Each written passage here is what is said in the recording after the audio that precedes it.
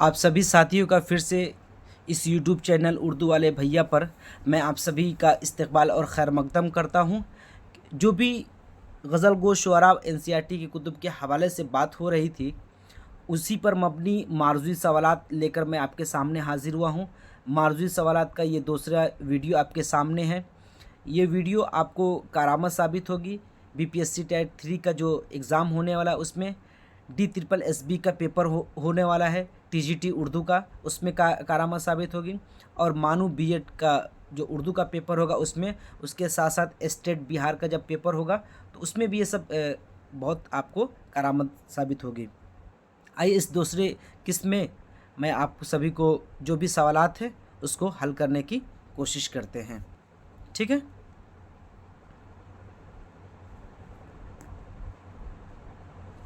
देखिए सबसे पहले आपके सामने सवाल नंबर 1 है। मोमिन की सन्ने पैदाइश क्या है?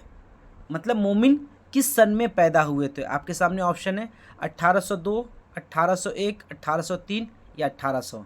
तो मोमिन पैदा हुए थे 1800 में।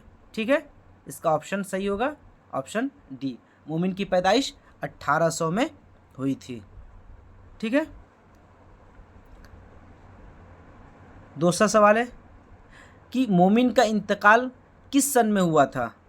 मोमिन किस सन में वफ़ात कर गए थे? आपके सामने ऑप्शन है 1850, 1852, 1854, 1856। तो मोमिन की वफ़ात हुई थी, मोमिन का इंतकाल हुआ था 1852। NCERT की बुक में वाज़े तौर पे ये लिखा हुआ है। तीसरा नंबर सवाल देखिए, दाग देहलवी का पूरा नाम क्या था? दाग देहलवी का पूरा नाम क्या था? आपके सामने ऑप्शन है मिर्ज़ा नवाब मिर्ज़ा ख़ान, मौला बख्श मिर्ज़ा कतील या इनमें से कोई नहीं।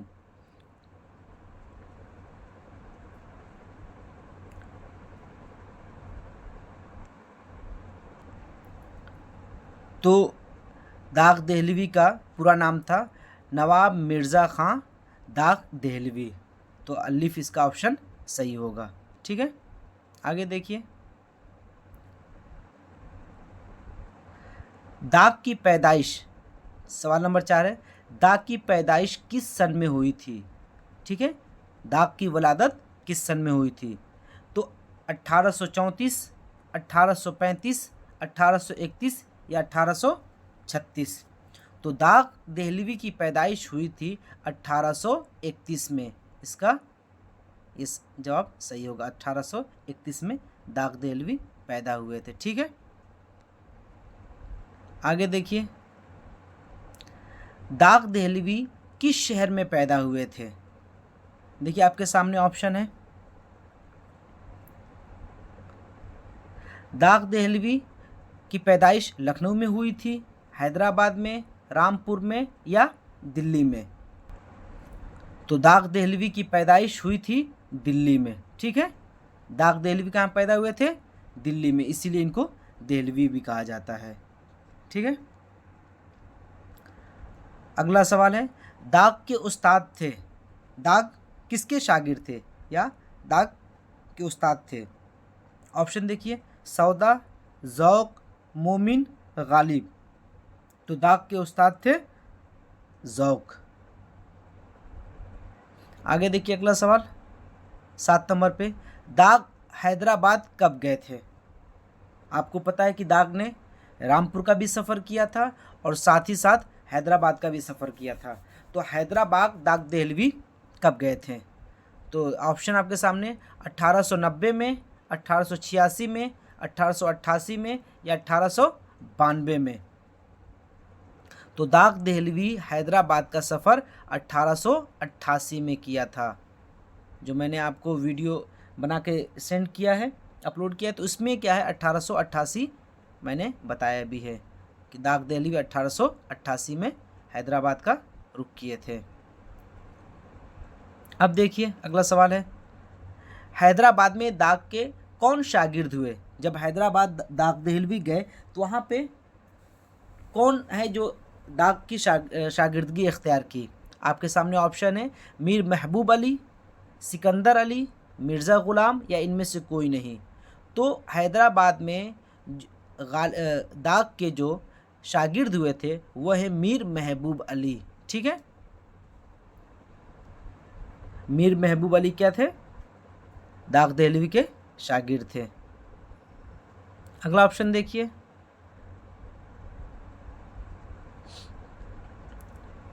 अगला सवाल देखिए, गुलजारे दाग, महताबे दाग, फरियादे दाग किस नौइयत का मजमुआ है? ये जो तीन किताबें हैं, गुलजारे दाग, महताबे दाग, फरियादे दाग, ये मजमुआ है तो किसका मजमुआ है? देखिए आपके सामने ऑप्शन है, खतूत का मजमुआ है, अफसानों का मजमुआ है, या मज़ामीन का मजमुआ है, या शायरी कलाम का मजमुआ है। तो गुलजारे दाग, महताबे दाग और फरियादे दाग ये शायरी कलाम का मजमुआ है। दाग दहलवी की जो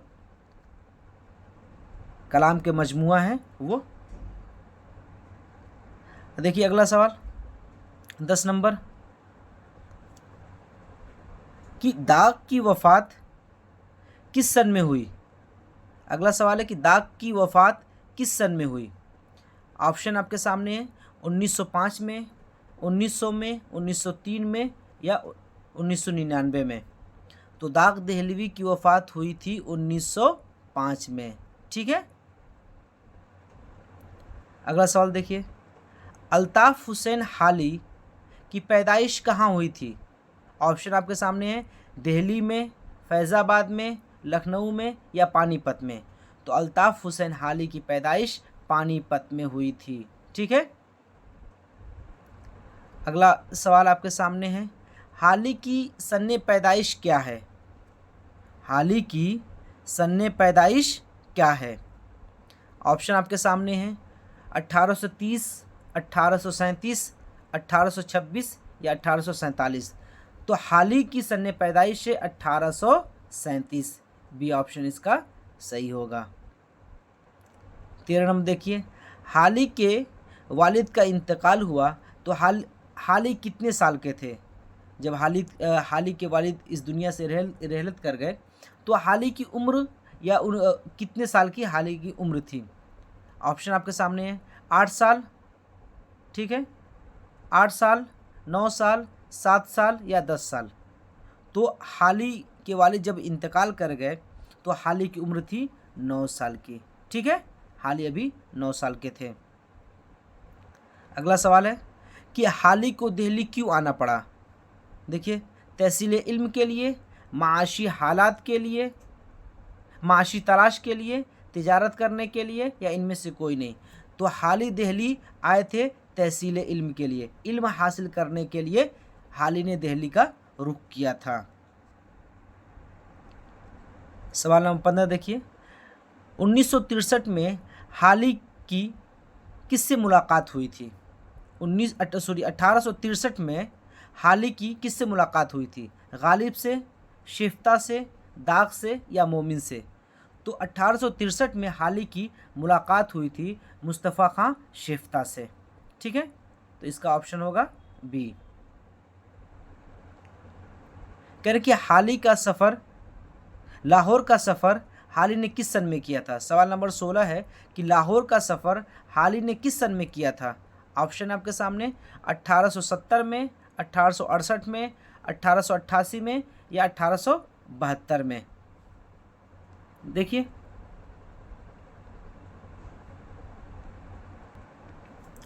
तो हाली ने लाहौर का सफ़र किया था 1872 में। ठीक है, ये याद रखिएगा, डेटाबेस चीज़ें हैं। 1872 में लाहौर का सफ़र हाली ने किया था। फिर आगे देखिए क्या है सवाल 17 नंबर, अंजुमन पंजाब की बुनियाद किसने डाली? आपके सामने ऑप्शन है, कर्नल हार्ट्राइड ने, आज़ाद ने, हाली ने, या इनमें से कोई नहीं। तो अंजुमन पंजाब की बुनियाद डाली थी कर्नल हार्ट्राइड ने। ठीक है, ऑप्शन सही होगा ए। 17 नंबर देखिए, जदीद उर्दू गज़ल को तरक्की देने में हाली के साथ कौन कौन पेश थे? तो जदीद उर्दू को तरक्की देने में पेश थे। ऑप्शन देखिए, हुसैन आज़ाद, इकबाल, नून मीम राशिद या नज़ीर? तो ऑप्शन होगा सही होगा ए, ठीक है, हुसैन आज़ाद। आगे देखिए, यादगार गालिब किस सन में तसनीफ़ की गई थी? ऑप्शन है आपके सामने 1899, 1894, 1890 या 1892। आपको पढ़ाया था, याद आ रहा है कुछ आप लोग को कि यादगार गालिब किस सन में तसनीफ़ की गई थी? मैंने उसमें कुछ थोड़ा सा और भी तस्करा किया था। तो यादगार गालिब 1894 में तसनीफ़ की गई थी। एनसीईआरटी के अलावा कुछ और किताबें हैं, उसमें मैंने बताया था आपको कि 1897 आपको मिलेगा, 1897। कुछ किताबों में लिखा गया है कि यादगार गालिब को 1897 में तसनीफ़ हुई थी, 1897 में। लेकिन एनसीईआरटी की बुक में 1894 दिया हुआ एकदम साफ साफ। आगे देखिए फिर 20 नंबर सवाल आपके सामने है। लुग़त में गज़ल के क्या माने हैं? देखिए ऑप्शन है मर्दों की बातें करना, औरतों की बातें करना, औरतों से बातें करना, फिर अगला आखिरी ऑप्शन है बा और जीम। तो लुग़त में गज़ल के माने होते हैं औरतों की बातें करना या औरतों से बातें करना। तो ये दोनों ऑप्शन आपके सही होंगे, इस तरीके से आपका दाल सही होगा। तो लुग़त में माने क्या होते हैं? औरतों की बातें करना या औरतों से बातें करना। मर्दों की तो कहीं तस्करा ही नहीं है इसमें, ठीक है, ये तो ऐसे ही कट जाएगा। तो ये दोनों ऑप्शन सही होगा, इस तरह बा और जिम सही हो जाएगा। 21 नंबर देखिए, तगज़्ज़ुल किसे कहते हैं? देखिए ऑप्शन आपके सामने अलिफ माशुकाओं का सरापा खींचना, बा में माशुकाओं के हुस्न व जमाल की तारीफ़ करना, जी में मोहब्बत में अपने जज्बात का इजहार करना, तो और आखिरी एक से ज़ायद। ये तीनों जो है ये तीनों स्टेटमेंट बिल्कुल सही हैं। तीनों तगज़्ज़ुल के अंदर आते हैं कि माशुकाओं का सरापा खींचा जाता है, माशुकाओं के हुस्न जमाल का की तारीफ़ की जाती है और अपने जज्बात का इजहार किया जाता है। ये तीनों स्टेटमेंट सही है, तो ये एक से ज़्यादा ऑप्शन सही होगा, ठीक है। 22 नंबर देखिए, गज़ल में रदीफ़ किस ज़बान की देन है? गज़ल के अंदर रदीफ़ का जो इजाफ़ा किया गया है, तो ये किस ज़बान के शुअरा ने इसका इजाफ़ा किया है? आपके सामने ऑप्शन है फ़ारसी के शुअरा ने, अरबी के शुअरा ने, तुर्की के शुअरा ने या दक्खनी शुअरा ने। तो मैंने बताया था कि आपको अरबी के शुअरा जब शेर कहते थे तो सिर्फ़ काफ़िया की पाबंदी करते थे, रदीफ़ उनके यहाँ नहीं था। लेकिन जब यही गज़ल अरबी से फ़ारसी में गया तो फ़ारसी के शुअरा ने क्या किया, वहाँ पे रदीफ़ का इजाफ़ा किया। तो इस तरह रदीफ़ क्या है, किस ज़बान की देन है? फ़ारसी ज़बान की देन है, ठीक है। अगला सवाल देखिए 23 नंबर, एक ही बहर और रदीफ़ व काफ़िए में शायर गज़ल कहता है उसको क्या कहते हैं? एक ही बहर में अगर शायर कोई भी गज़ल कह रहा है तो उसको हम क्या कहते हैं? दो गज़ला, पंच गज़ला, से गज़ला या अलिफ और जीम। तो मैंने कहा था आपको कि शायर जब कभी भी एक ही बहर और एक रदीफ़ और काफ़िए की मदद से गज़लें कहता है, कई गज़लें, तो उसको दो गज़ला, से गज़ला या चार गज़ला कहते हैं। तो दो गज़ला भी सही होगा और से गज़ला भी सही होगा। इस तरह आपका ऑप्शन डी सही हो जाएगा, ठीक है। देखिए 25 नंबर सवाल, गज़ल का पहला शेर जिसके दोनों मिसरे हम काफ़िया और हम रदीफ़ हों उसको क्या कहते हैं? ये सवाल पीछे भी अभी गुज़र चुका है, ठीक है, पिछली वीडियो में। गज़ल का पहला शेर जिसके दोनों मिसरे हम काफ़िया और हम रदीफ़ हों तो उसको क्या कहेंगे? देखिए अलिफ, देखिए ज़ेब मतला, हुस्न मतला, मतले सानी या मतला। तो इसका सही आंसर होगा डी, ठीक है, कि गज़ल का पहला शेर अगर हम काफ़िया और हम रदीफ़ है तो मतला कहलाएगा। अच्छा बताइए कि मतले के बाद वाले मतले के बाद भी अगर मतला आ रहा है तो उसको क्या कहते हैं? तो मतले के बाद अगर मतला आएगा तो उसको हुस्ने मतला, ज़ेबे मतला, मतले सानी, ये सब उसके नाम होते हैं। तो इस सवाल का जवाब होगा मतला सिर्फ। ठीक है, कि मतला किसे कहते हैं? कि शायर गज़ल का पहला शेर क्या है? हम रदीफ़ और हम काफ़िया हो तो उसको मतला कहते हैं। अगला देखिए 25 नंबर, गज़ल का अच्छा शेर कहलाता है, क्या कहलाता है? शाह बैत, बैतुल गज़ल, अल्लिबा या इनमें से कोई नहीं। तो गज़ल का अच्छा शेर, पूरी गज़ल दी हुई है, उस गज़ल का सबसे अच्छा शेर क्या कहलाता है? शाह बैत कहलाता है और बैतुल गज़ल, दोनों कहलाएगा, दोनों इसके नाम हैं। ठीक है, तो इस तरह जीम ऑप्शन सही हो जाएगा। ठीक है, आज की वीडियो में सिर्फ यही 25 क्वेश्चन थे। ये सवाल और जवाब और मारूजी सवालात जो एनसीईआरटी कुतुब के गज़ल गो शुअरा है, जो अभी तक हमने 10 वीडियो और 10 शुअरा के बारे में पढ़ा है, मुताला किया है, उन्हीं पर मबनी ये सवालात बना कर लेकर मैं आपके सामने हाज़िर हुआ हूँ। तो ये सवालात इंशाल्लाह आपको बहुत कारआमद साबित होंगे।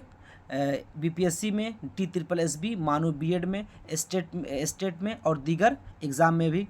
अगर ये वीडियो आपको पसंद आती है तो प्लीज़ लाइक करें मेरे इस वीडियो को, सब्सक्राइब करें, अपने साथियों तक शेयर करें, ताकि मुझे हौसला मिलता रहे और मैं मज़ीद ऐसी वीडियो लेकर आपके सामने हाज़िर हूँ। फिर इंशाल्लाह अगले वीडियो में आपसे मुलाकात होगी। तब तक के लिए अल्लाह।